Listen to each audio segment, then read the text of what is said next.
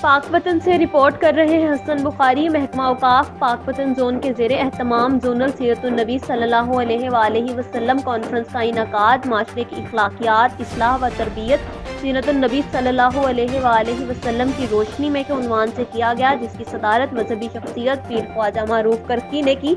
سیرت النبی کانفرنس میں علماء و مشائخ اور مختلف مکتبہ فکر سے تعلق رکھنے والے افراد نے بھرپور شرکت کی۔ اس سیرت النبی کانفرنس کا انعقاد زیر سرپرستی زونل ایڈمنسٹریٹر اوقاف پاک پتن زون گوہر مصطفیٰ اور ضلعی خطیب اوقاف سرکل پاک پتن مفتی ڈاکٹر محمد عمران نظامی کیا گیا۔